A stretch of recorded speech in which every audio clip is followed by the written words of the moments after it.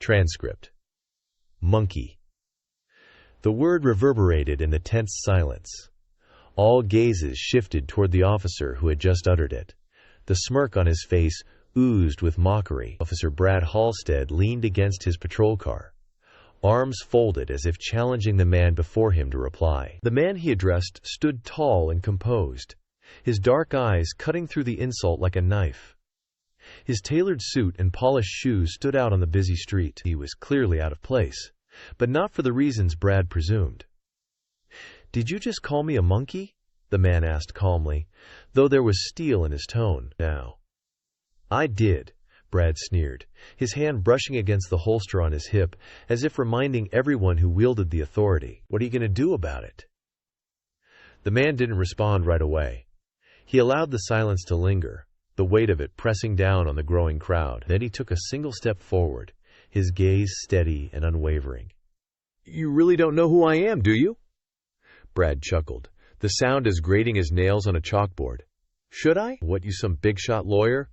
Think your fancy suit intimidates me?" The man tilted his head slightly, a small, almost imperceptible smile playing on his lips. But before he could respond, a sharp voice cut through the tension. "Brad!" Another officer, younger and clearly uncomfortable, rushed over, his face pale. "Maybe you should shut it, rookie," Brad barked, silencing his colleague. His bravado was as loud as it was fragile. He turned back to the man. "Go on. Say whatever you've got to say, then get out of my face." The man took another step closer, the crowd murmuring in anticipation. It was as if the whole street was holding its breath, waiting for the next move. "Let's just say," he said quietly, his voice carrying despite its softness, "you'll be seeing me again very soon." The cliffhanger hung heavily in the air as the scene froze, a gravity of what was happening, not yet fully realized. But it was far from over. Earlier that day, things had been different. It began with the new chief of police, Daniel Carter, stepping into his office for the first time. Daniel was a man of integrity and sharp intellect, but he was also no stranger to the uphill battles that came with his identity. At 42, he had risen through the ranks, not because it was easy, but because he refused to be defined by the obstacles in his way. The police station buzzed with activity as he arrived. Officers were curious about their new boss, but not all the curiosity was positive. Some welcomed him, while others whispered behind his back. He noticed the looks, the raised eyebrows, and the judgment in their eyes. He walked through the halls with an easy confidence, stopping to introduce himself to anyone who crossed his path. Despite the whispers, he made it clear that he was here to lead, not to be liked. Brad Halstead wasn't in the station that morning. Had he been, perhaps things would have played out differently. But Brad, a seasoned officer with a reputation for pushing boundaries, was out on patrol. He'd always been loud, brash, and dismissive of anything he didn't understand. The news of a black man taking over as chief had rubbed him the wrong way, though he hadn't had a chance to voice his opinion yet. Daniel spent the morning settling into his office and meeting with key staff. He quickly learned who was willing to work with him and who would need convincing. The tension was palpable, but he wasn't fazed. He had dealt with worse before. By lunchtime, Daniel decided to step out for a break. He loved walking through neighborhoods, getting a feel for the communities he served. It reminded him why he'd taken the job in the first place. That's when he crossed paths with Brad. Brad had stopped a car for a minor infraction, but the situation had escalated. The driver, a young black woman, was visibly shaken as Brad interrogated her, his tone dripping with disdain. Daniel observed from a distance, his instincts kicking in. He approached calmly, intending to de-escalate the situation. "Is there a problem here?" Daniel asked, his voice steady. Brad barely glanced at him. "Move along. Police business." "I'm aware," Daniel said, stepping closer. "I asked if there's a problem." Brad finally turned to face him, his expression hardening. He didn't recognize Daniel, and the suit threw him off. "Who the hell are you?" Daniel ignored the question and addressed the driver. "Are you okay, ma'am?" The woman nodded hesitantly, her eyes darting between the two men. Brad, annoyed, stepped in front of Daniel, blocking his view. "I told you to move along," Brad said, his voice rising. "You're interfering with an officer?" "No," Daniel said calmly. "I'm simply observing." "Observing, huh?" Brad smirked. "You one of those social justice types here to play hero?" Daniel didn't take the bait. I'm here to ensure everyone's treated fairly." Brad's smirk twisted into a sneer. "Oh, I see what this is. Another monkey sticking his nose where it doesn't belong." The words hung in the air, shocking everyone within earshot. For a moment, even Brad seemed to realize he crossed a line, but instead of backing down, he doubled down, his bravado masking his unease. Daniel didn't react right away. He stood there, his expression unreadable, as if weighing his options. Then slowly, he took out his phone and began typing. "What are you doing?" Brad asked, his tone defensive. Daniel didn't answer. He simply put his phone back in his pocket and smiled faintly. "Like I said, you'll be seeing me again." The scene simmered as Daniel walked away, his composed demeanor contrasting sharply with the bubbling tension he left behind. The crowd began to disperse, murmuring about what they just witnessed. Brad stood rooted to the spot, fuming. He hated feeling out of control, and that stranger, whoever he was, had managed to strip away his usual air of authority with just a few words. "What the hell was that about?" Brad grumbled, turning to his rookie partner, Officer Jacobs. Jacobs hesitated, glancing around nervously. "Maybe you should let this one go, Brad. That guy didn't seem like someone to mess with." Brad scoffed. "Oh, come on. Just another loudmouth trying to make a scene. You see his suit? Bet he's some wannabe activist lawyer. He'll be crying to the media saying I profiled him or some crap. They're all the same." Jacobs didn't reply. He'd only been on the force for 6 months, and he knew better than to challenge Brad directly. But something about the man in the suit didn't sit right with him there. There was an air of authority around him that didn't match Brad's dismissive assumption. Meanwhile, Daniel returned to his car, still parked a few blocks away. He slid into the driver's seat and took a deep breath, allowing himself a moment to process what had just happened. He wasn't surprised by Brad's behavior. He'd seen it too many times before, but that didn't make it any easier to stomach. He pulled out his phone and scrolled through his contacts, selecting a number marked with a star. After a few rings, a voice answered. "Chief Carter," the voice said, warm and professional. "How's the first day going?" "Eventful," Daniel replied dryly. "I need you to pull some files for me." "Of course," the voice said. "What do you need?" "Officer Brad Halstead," Daniel said. "I want everything. Personnel records, complaint history, performance reviews, the works." There was a pause on the other end of the line. "Understood. Anything specific you're looking for?" "I just had a little interaction with him," Daniel said, choosing his words carefully. "Let's just say he needs closer scrutiny." "Got it," the voice replied. "He'll get back to you soon." Daniel ended the call and stared out the window for a moment. He wasn't angry, not yet. He'd learned long ago to channel his emotions into action. But he knew this wouldn't be the last time Brad crossed the line. Next time, the consequences would be far more serious. Back at the station, Brad strutted in like nothing had happened.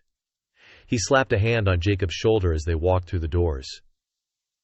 "Relax, rookie," he said, grinning. "I've been doing this for years." "Guys like that don't scare me." Jacobs didn't respond, but his silence didn't faze Brad. He was already scanning the room for someone to brag to. He spotted a group of officers near the break room and sauntered over. "You guys should have seen it," Brad said loudly, drawing their attention. "Some big shot in a suit tried to tell me how to do my job. Thought he could intimidate me or something."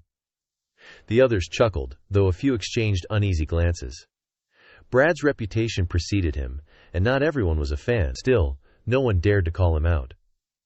As Brad basked in the attention, the station's atmosphere shifted. Daniel had returned, this time dressed in his full uniform. His badge gleamed under the fluorescent lights, and his presence commanded immediate respect. Boek. Officers paused mid-conversation as he walked through the room. Some straightened their posture.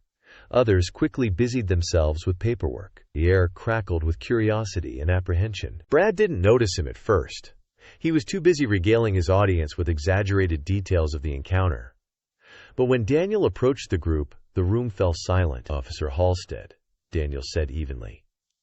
Brad turned, his grin fading as he registered who was speaking to him. His confusion was evident, but he quickly masked it with his usual bravado. "Yeah, who's asking?" Brad said, his tone still laced with defiance. Daniel didn't respond right away. He let the weight of the moment sink in, his gaze steady and unyielding. Finally, he extended a hand. "Chief Daniel Carter," he said, his voice calm but firm. "I believe we've already met." The silence in the room was deafening. Brad's smirk faltered, replaced by a flicker of uncertainty. He stared at Daniel, his mind racing to process what he just heard. "Wait," Brad said slowly, his bravado cracking. "You're the new chief?" Daniel didn't reply. He didn't need to. The truth hung in the air, undeniable and inescapable. The room buzzed with tension as everyone watched Brad's reaction. He opened his mouth to speak, but no words came out. His face turned a shade paler as realization dawned. Daniel leaned in slightly, his voice low enough for only Brad to hear. "Bill Dumb. We'll talk later," he said, his tone leaving no room for argument. He straightened up and addressed the room. "Carry on," he said, his voice commanding but not harsh. As he walked away, the buzz of conversation slowly resumed, though it was quieter than before. Brad remained frozen in place, his mind reeling. His bravado was gone, replaced by a sinking feeling in his gut. Hours later, Brad sat in the locker room, staring at his hands. He'd managed to avoid Daniel for the rest of the day, but he knew their conversation was inevitable. His mind raced with excuses, justifications, and denials, but none of them seemed convincing. The door creaked open, and Brad tensed. He didn't need to look up to know who had entered. "Officer Halstead," Daniel said, his tone calm but unyielding. Brad looked up, his expression a mixture of guilt and defiance. "Chief," he said, forcing the word out. Daniel sat down on the bench across from him, his posture relaxed, but as his eyes sharpened, "We need to talk." Brad swallowed hard, his usual confidence nowhere to be found. The silence stretched between them, heavy with unspoken words. Then Daniel leaned forward slightly, his gaze piercing. "Tell me, Brad," he said quietly, "do you always call people monkeys? Or was today special?" The question hung in the air, and Brad's face burned with shame. He opened his mouth to respond, but no words came out. Before he could gather his thoughts, Daniel's phone buzzed. He glanced at the screen and stood up, his expression unreadable. "Enjoy your evening, Officer Halstead," Daniel said, his voice laced with a hint of warning. "We'll finish this conversation tomorrow." With that, he walked out, leaving Brad alone in the silence of the locker room, the weight of his actions finally beginning to sink in. The next morning, Brad woke up in a foul mood.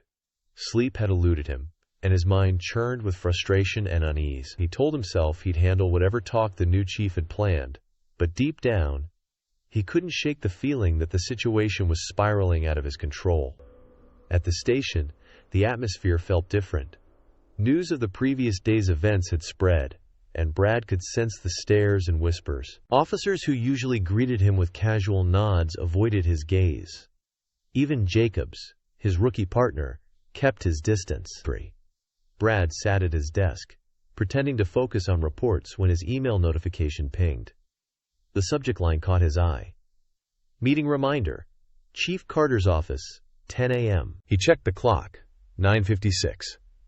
His pulse quickened, but he forced himself to stand, straighten his uniform, and make his way to the chief's office. When he arrived, Daniel was seated at his desk, flipping through a file.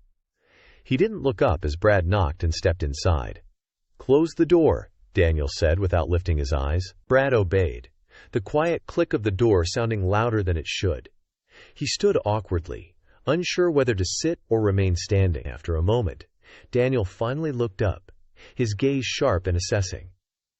"Have a seat, Officer Halstead," Daniel said, motioning to the chair across from him. Brad hesitated before sitting, his posture stiff. He cleared his throat, trying to project confidence.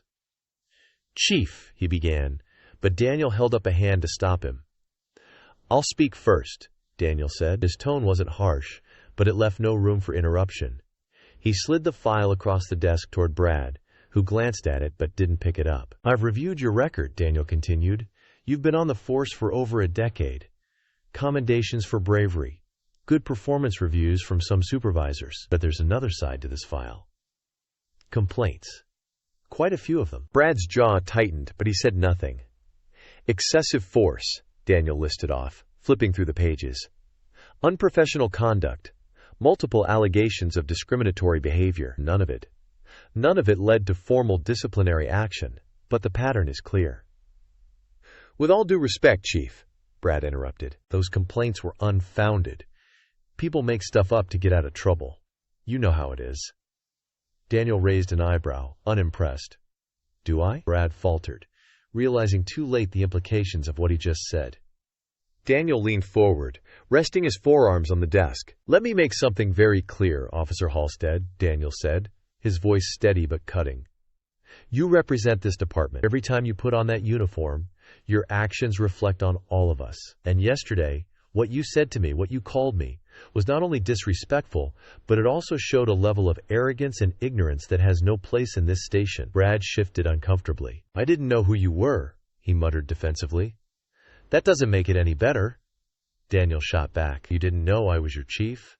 So you felt entitled to treat me and anyone else you don't respect with blatant disregard. Tell me, Brad, how many other people have you spoken to that way? How many other monkeys have you dealt with on your patrols? The question landed like a blow, and Brad's face reddened. He opened his mouth to respond, but Daniel wasn't finished. You may have gotten away with this kind of behavior in the past, Daniel said, but under my leadership that ends now. Brad bristled. Are you saying you're out to get me? No, Daniel replied coolly. I'm saying I'm holding you accountable. There's a difference. The room fell silent, the tension thick enough to cut with a knife. Finally, Daniel leaned back in his chair, his expression unreadable. Here's what's going to happen, he said. You're going to attend mandatory sensitivity training. You're also going to undergo a full review of your conduct, past and present. If there's evidence of misconduct, appropriate action will be taken. Brad's eyes widened. You can't be serious. Oh, I'm very serious, Daniel said. This is your chance to prove you can do better. Don't waste it. Brad stood abruptly, his fists clenched at his sides. This is a witch hunt, he spat. You're targeting me because you've got a chip on your shoulder. Daniel didn't rise to the bait. He simply stood, meeting Brad's glare with unwavering calm. You can believe whatever you want, Officer Halstead, he said. But I suggest you take a good hard look at yourself, because if you don't, your time here may be shorter than you think. Brad stormed out, slamming the door behind him. His anger simmered as he stalked through the station, ignoring the curious glances from his colleagues. He didn't care what they thought. He was determined to prove he wasn't the problem. Later that day, Brad was assigned to a routine patrol with Jacobs. The rookie was clearly uneasy, fidgeting in the passenger seat as Brad drove. You gonna say something or just sit there squirming? Brad snapped. Jacobs hesitated. I think you should take what the chief said seriously. Brad laughed bitterly. Oh, you're on his side now? It's not about sides, Jacobs said quietly. It's about doing the job right. Brad didn't respond, gripping the steering wheel tightly as they cruised through the neighborhood. He refused to let anyone lecture him, least of all a rookie and a chief who didn't know how things worked in the real world. The patrol was uneventful until they received a call about a disturbance at a local park. When they arrived, they found a group of teenagers arguing loudly. Brad stepped out of the car, his irritation bubbling over as he barked at them to quiet down. One of the teens, a tall boy with dreadlocks, stood his ground. We're not doing anything wrong, he said. Why are you hassling us? Brad's temper flared. Watch your tone, kid, he snapped. You want to spend the night in a cell? The boy glared at him, but said nothing. Jacobs shifted uncomfortably, glancing between Brad and the teens. Brad, Jacobs said quietly, maybe we should just... I've got this, Brad cut him off. He turned back to the teens. Break it up now. Reluctantly, the group began to disperse, though the boy with dreadlocks shot Brad a look of pure defiance before walking away. Brad felt a flicker of satisfaction in showing them who was in charge. But as they drove away, Jacobs couldn't shake the feeling that Brad's approach had only made things worse. And he wasn't the only one. Back at the station, Daniel watched the body cam footage from Brad's patrol, his expression darkening. It was clear that Brad hadn't learned a thing, and the consequences were just beginning. Brad's day spiraled further after the park incident. The tension between him and Jacobs was palpable, though Jacobs avoided confronting him directly. As the hours dragged on, Brad's frustration only grew. He couldn't shake the feeling that everyone was against him. Jacobs, the chief, even the community. Back at the station, Daniel sat in his office, reviewing the escalation report. The internal affairs team had expedited their investigation after his call, uncovering troubling patterns in Brad's conduct. The body cam footage from the park incident confirmed what Daniel had suspected. Brad's approach to policing wasn't just abrasive, it was a liability. As Daniel prepared for a department-wide meeting, he was interrupted by a knock at his door. "Come in," he said, looking up. Jacob stepped inside, his expression nervous. "Chief, can I speak with you?" Daniel gestured for him to sit. "What's on your mind, Officer Jacobs?" Jacobs hesitated, fidgeting with his hands. "It's about Brad. Officer Halstead." Daniel's eyes sharpened, but he remained silent, encouraging Jacobs to continue. "I've been riding with him for 6 months now," Jacobs said. "At first I thought he was just old school. Tough but fair. But lately it's been different. He doesn't listen. He escalates situations instead of calming them down. And yesterday he trailed off, visibly uncomfortable." "Go on," Daniel prompted. Jacob swallowed hard. "Yesterday, when he called you, when he said that word, I realized it wasn't just about how he treats suspects. It's about how he sees people.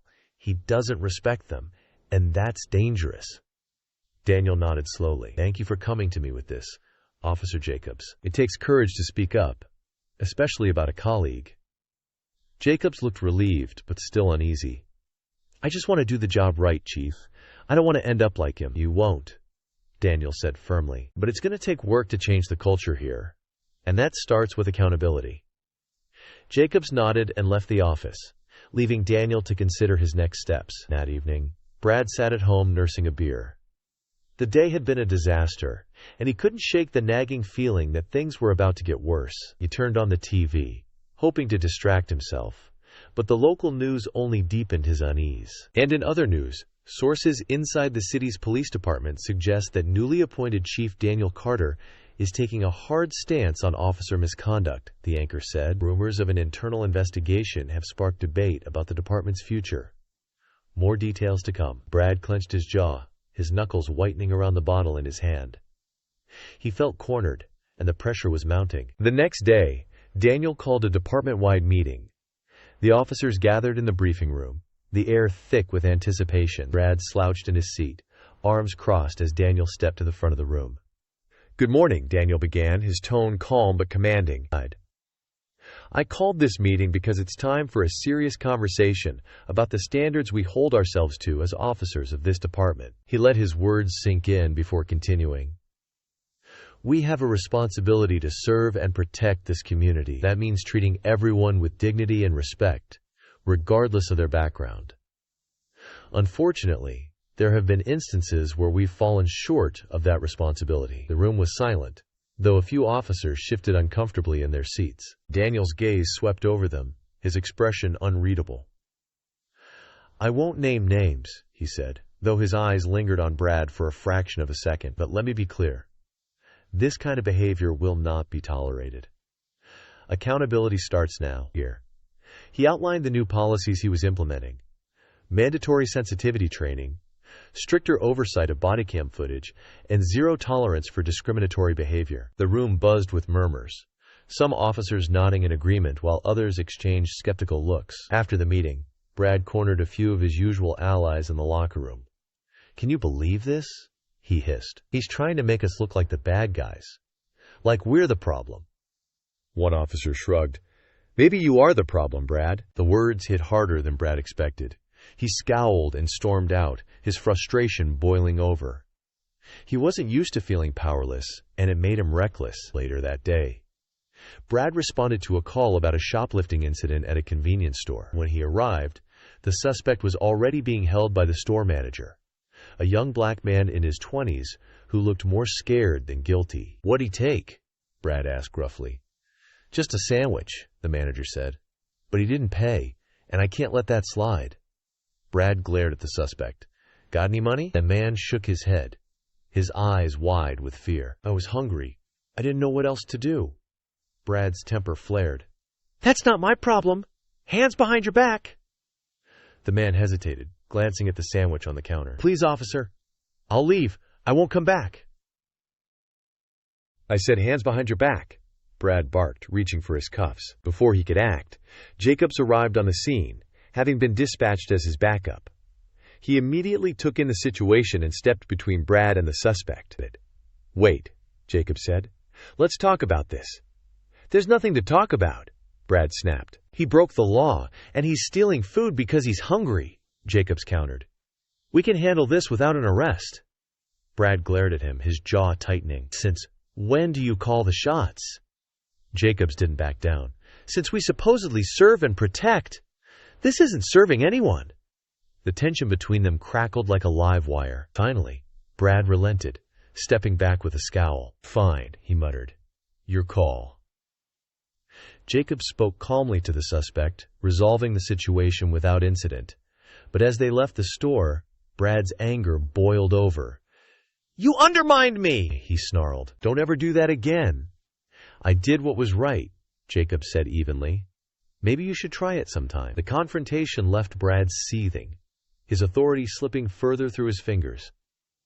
And this time, the body cam footage told a story he couldn't control that evening. Daniel reviewed the footage, his expression grim. Brad's behavior had crossed yet another line, and Daniel knew it was time to act decisively. He picked up the phone and made a call. "Internal Affairs? It's Chief Carter." "Oh, wait. I need you to move forward with disciplinary action against Officer Halstead, effective immediately." Brad's day started with a phone call he wasn't prepared for. "Officer Halstead." The voice on the other end began, sharp and formal. "This is Lieutenant Ramirez from Internal Affairs. Effective immediately. You are placed on administrative leave, pending a formal review of your conduct. You are to report to the station at noon, to surrender your badge and weapon." "What?" Brad barked, his voice rising. "This is a joke, right?" "No, Officer Halstead, this is not a joke," Ramirez replied, her tone unyielding. "Fail to comply, and we will escalate the matter accordingly." The line went dead before Brad could muster a response. His chest tightened, and a deep, seething anger bubbled up inside him. This was Chief Carter's doing. He was sure of it. When Brad arrived at the station later that morning, the atmosphere was tense. His colleagues avoided making eye contact, and whispers followed him down the hall. He slammed open the door to the Internal Affairs office, where Ramirez and Daniel were waiting. "Take a seat," Ramirez instructed curtly. Brad didn't sit. Instead, he glared at Daniel, his face flushed with anger. "This is your fault," he spat. "You've been out to get me since the day you showed up." Daniel remained calm, meeting Brad's fury with steady resolve. "This isn't personal, Brad," he said. "It's about your actions." "My actions?" Brad snapped. "I've done my job for years, maybe not your way, but it's gotten results." "And at what cost?" Daniel countered. "Regents. Respect. Trust. The reputation of this department. We're supposed to serve the community, not alienate them." "Save the speech," Brad shot back. "You're just here to make yourself look good. You don't care about this department. You care about your agenda." Ramirez stepped in before the argument escalated further. "Officer Halstead, this meeting isn't for debate. You're here to surrender your badge and weapon now." Brad hesitated, his gaze darting between Ramirez and Daniel. Finally, with a sneer, he unhooked his badge and holster, slamming them onto the desk. "This isn't over," he growled, before storming out. The station buzzed with the fallout from Brad's suspension. Some officers supported Daniel's decision, while others grumbled that he was too harsh. The divide was clear, but Daniel stood firm. He knew this was about more than one officer. It was about setting a standard for the department. That afternoon, Daniel visited a community center, where he'd arranged a meeting with local leaders. The goal was to rebuild trust between the police and the neighborhoods they served, and he wanted to hear directly from the people most affected by the department's flaws. The meeting began with tension in the air. The room was filled with activists, clergy, and residents, many of whom had first-hand experiences of mistrust and fear when dealing with the police. Daniel listened intently as they shared their stories, taking notes and asking questions. One woman, an older resident named Mrs. Robinson, spoke with tears in her eyes. "We used to be able to call the police when we needed help," she said. Now we're too scared they'll make things worse. My grandson. He won't even walk to the store without looking over his shoulder." Daniel nodded solemnly. "I can't change the past," he said. "But I promise you this. I will do everything in my power to ensure this department becomes something you can trust again. It won't happen overnight, but it will happen." His sincerity resonated with many in the room, though skepticism lingered. As the meeting wrapped up, Daniel exchanged contact information with several attendees, promising to stay in touch and work collaboratively. Meanwhile, Brad sat alone in his apartment, stewing in bitterness. His phone buzzed with messages from a few sympathetic colleagues, but the support felt hollow. He flipped on the TV to distract himself, but the local news made his blood boil. Chief Daniel Carter met with community leaders today to discuss efforts to reform the city's police department, the anchor said. Sources indicate that Carter has already taken steps to address officer misconduct, including the suspension of a veteran officer. Brad threw the remote at the wall, the crack of plastic shattering, echoing through the room. He couldn't stand the thought of Daniel being praised while he was vilified. He grabbed his phone and dialed a number he hadn't called in months. "Yeah, it's me," he said when the line connected. "I need a favor." The next morning, Daniel received an email from Ramirez. It included a detailed summary of the investigation into Brad's conduct, as well as recommendations for disciplinary action. The evidence was damning. Body cam footage, complaint records, and even statements from other officers painted a clear picture of a pattern of abuse. Daniel drafted a formal report to the city council outlining his findings and the steps he was taking to address the issues. He knew this wouldn't be the end of the matter. Brad was likely to fight the charges, but he was prepared for the battle ahead. As Daniel finished the report, his assistant knocked on the door. "Chief Carter, you have a visitor," she said, her tone hesitant. "Who is it?" Daniel asked. "Mrs. Robinson," she replied. "She says it's urgent." Daniel frowned but nodded. "Send her in." Mrs. Robinson entered, her face etched with worry. "Chief Carter," she said, her voice trembling. "Something's happened to my grandson." Daniel's stomach dropped. "What happened?" Tim said. "He was walking home last night, and some officers stopped him," she said. "They said he looked suspicious. He's in the hospital." "No, he says they roughed him up." Daniel arrived at the hospital, his mind racing with questions. As he walked into the emergency room, Mrs. Robinson led him to her grandson's room. The boy, Greg, was lying in bed with a swollen eye, bruises along his arms, and a split lip. The sight made Daniel's jaw tighten. "Greg," Daniel said gently, pulling up a chair beside the bed. "Chief Carter, I'm here to find out what happened." Greg glanced at his grandmother, then back at Daniel. His voice was shaky but clear. "I was walking home from the basketball courts. It was late, but I wasn't doing anything wrong. These two cops pulled up, and they started asking me all these questions." "What kind of questions?" Daniel asked, his tone calm but focused. "They wanted to know why I was out so late, where I was going, if I had drugs on me," Greg said, his eyes welling with tears. "I told them I didn't have anything, but they didn't believe me. One of them grabbed me and threw me against the car. I didn't fight back, I swear." Daniel's fists clenched under the table. "Did you see their names or badge numbers?" Greg hesitated. "I didn't see their names, but one of them, he had a scar on his chin, and he kept saying stuff like, 'Kids like you need to learn respect.'" Daniel's heart sank. The description sounded all too familiar. He nodded and placed a reassuring hand on Greg's shoulder. "I'm going to look into this," he promised.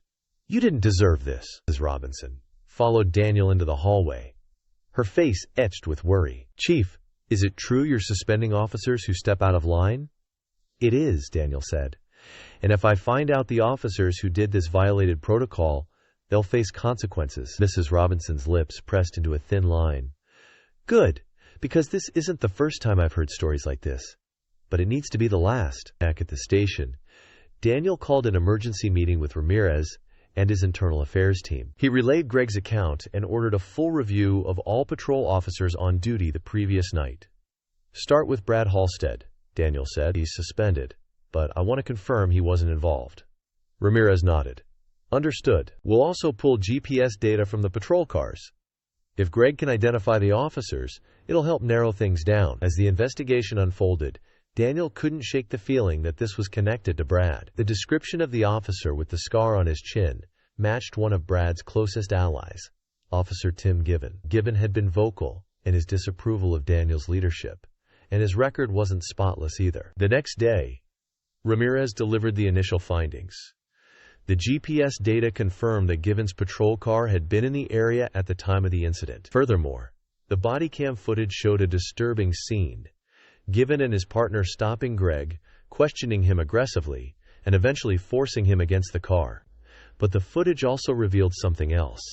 Given made a phone call after the incident, and though his words weren't fully audible, it was clear he was reporting back to someone. Daniel played the clip on repeat, his stomach sinking with each watch. He had a hunch about who Given was calling, but he needed proof.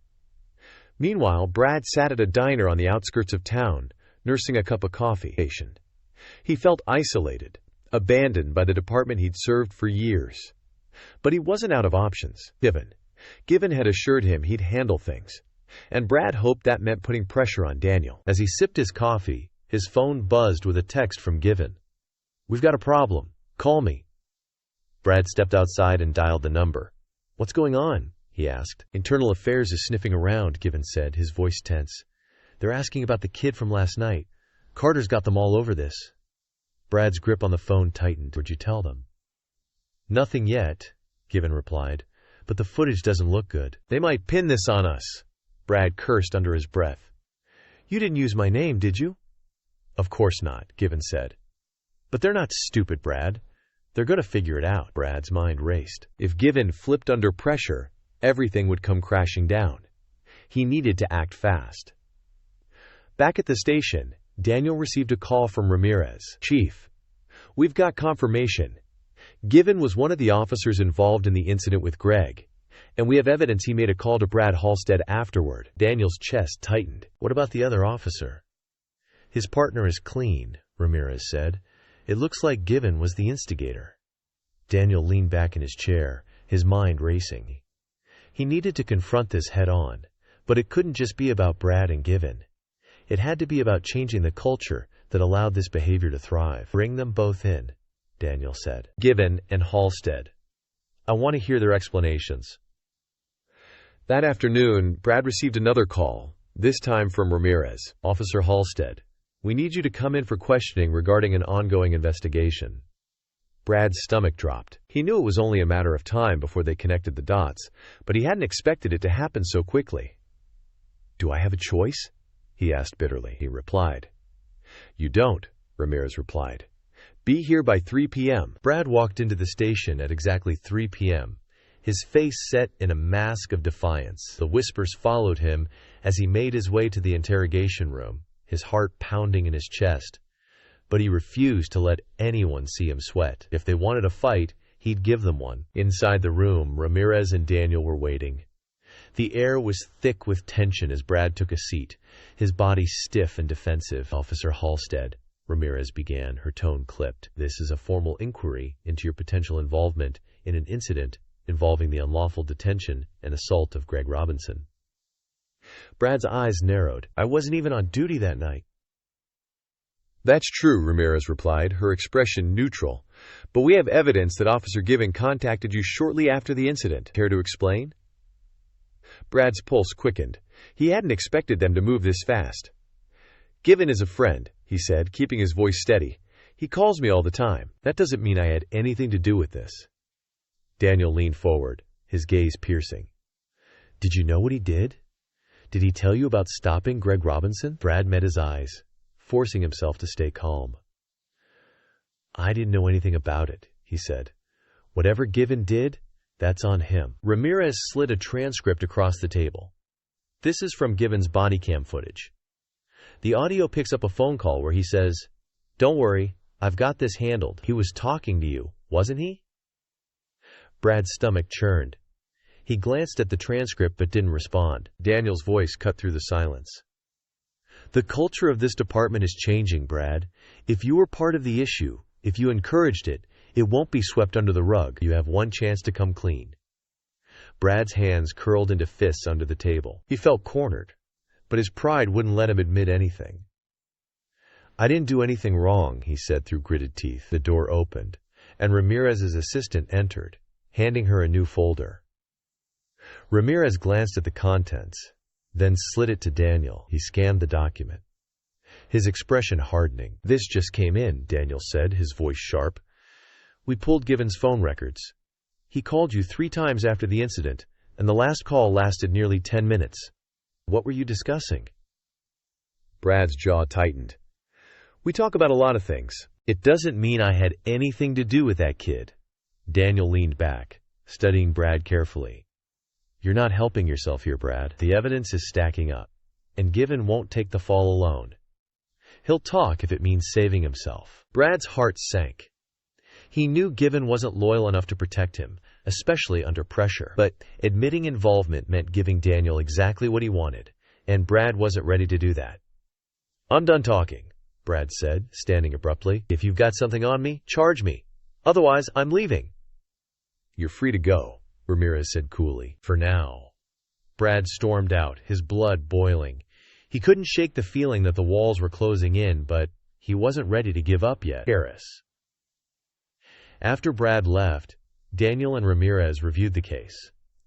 The evidence was damning, but it wasn't enough to pin Brad directly to the assault. They needed Given to confirm his role. Later that evening, Daniel sat in his office, contemplating his next move. A knock on the door broke his train of thought. "Come in," he called. Jacobs entered, looking uneasy. "Chief, can I speak with you?" Daniel gestured for him to sit. "What's on your mind, Officer Jacobs?" Jacobs hesitated before speaking. "It's about Brad. I know I shouldn't be talking about this, but I think he's in deeper than he's letting on." Daniel's eyes narrowed. "What makes you say that?" "I've heard him and Given talk," Jacobs said, lowering his voice. "They're always complaining about how you're running the department, saying you're soft, and how things were better before you got here. And yesterday, when we were in the locker room, I overheard Brad telling Given not to drag him into this. I didn't think much of it at the time, but now—" Daniel nodded, his mind racing. "Thank you for telling me this, Jacobs. It's important that we hold everyone accountable." Jacobs hesitated. "Do you think this will really change anything, Chief?" I mean, Brad's been here forever. People look up to him." Daniel's expression softened. "Change isn't easy, Jacobs, but it starts with accountability. If we let this slide, we're telling the community that their trust doesn't matter, and I won't let that happen." Meanwhile, Brad met with Given in a dimly lit bar on the outskirts of town. The 2 men sat in a corner booth, speaking in hushed tones. "They're coming for me," Brad said, his voice low but tense. "And if they get me, they'll come for you next." Given frowned, nursing his drink. "What do you want me to do, Brad? They've got footage. They've got my phone records. I can't deny what happened." "You keep your mouth shut," Brad hissed. "That's what you do. If you roll over, they'll bury both of us." Given looked uneasy. "I don't know, man. Carter's not like the old chiefs. He doesn't back down." Brad slammed his fist on the table, drawing a few glances from other patrons. "You let me handle Carter. Just don't do anything stupid." Brad's last card was a desperate one, but he didn't see another way out.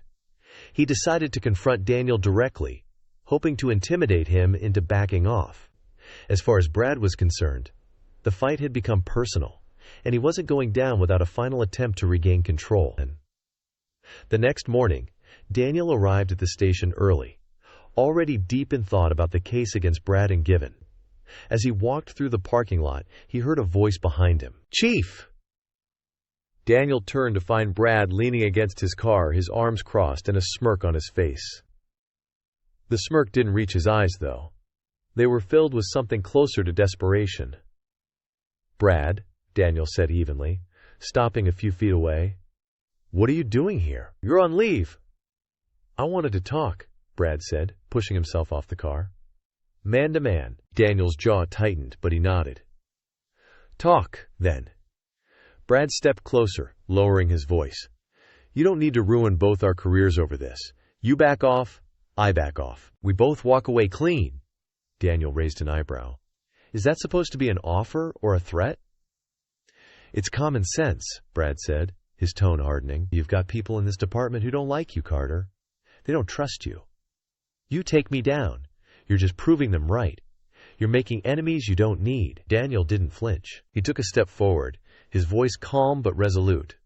Brad, the only person ruining your career is you. I didn't make you call me a monkey. I didn't make you ignore protocol. And I certainly didn't make you drag Given into this mess. Brad's face flushed, his confidence faltering.